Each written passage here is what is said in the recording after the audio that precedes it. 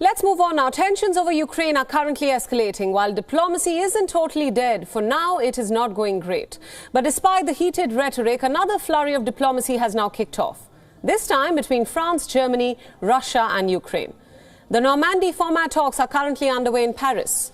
So what exactly are these talks all about? Well, the four-way format was conceived in July of 2014. This was when the four nations met in France's Normandy. It was to discuss the future of Ukraine following the annexation of Crimea. Since 2016, the talks were stalled until 2019. Usually it is these four countries that take part in the talks, and this time political advisors from these four nations are all in Paris. Previously, the Normandy format has sometimes been expanded, and this was to include other nations like Belarus, Italy and the United Kingdom. Currently, Ukraine sees these four-way talks as strong signals towards peace. In a tweet, Ukraine's president's chief of staff said that he hoped for a peaceful settlement, but Kiev reiterated that there was no specific agenda for today's talks. Ahead of these talks, the Kremlin had reacted to Biden's threat of sanctioning the Russian president himself. Russia's foreign minister has voiced a stern warning for the Western alliance of quote-unquote retaliatory measures. Listen in. If a constructive response does not arrive and the West continues its aggressive course, Moscow will, as the President Vladimir Putin has said on more than one occasion, take the necessary retaliatory measures. Meanwhile, French President Emmanuel Macron also said that he would be directly speaking to President Putin on Friday, seeking clarification over his intentions towards Ukraine.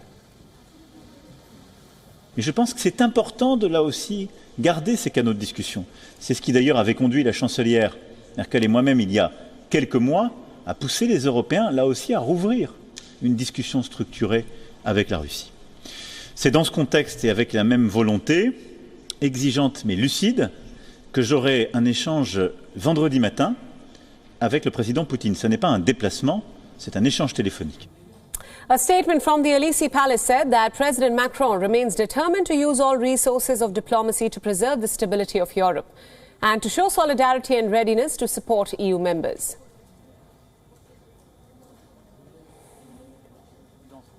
We earlier spoke to senior policy analyst at the European Policy Centre, Amanda Paul from Brussels. Listen into her inputs on the story. First of all, I think it's positive that this meeting is taking place.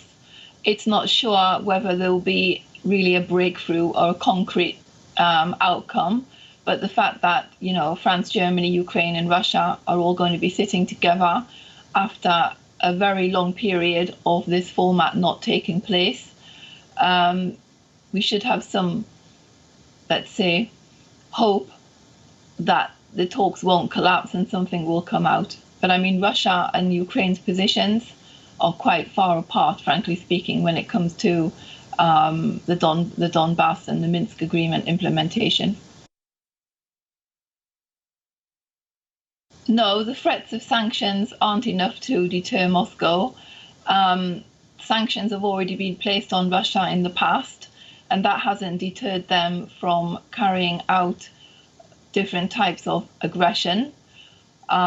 Probably the Russians have a question mark in their mind, not over US sanctions, because US sanctions have been very well explained by President Biden, even yesterday, I think, very tough sanctions.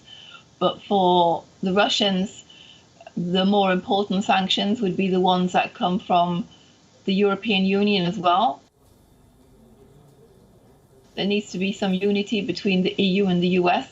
And it's not clear at the moment if there is a big appetite or unity between EU member states to put really tough sanctions on Russia, because these sanctions could also have an economic impact on different EU member states. So the issue of sanctions at the moment is not enough to deter Russia. WION World is now available in your country. Download the app now and get all the news updates on the move.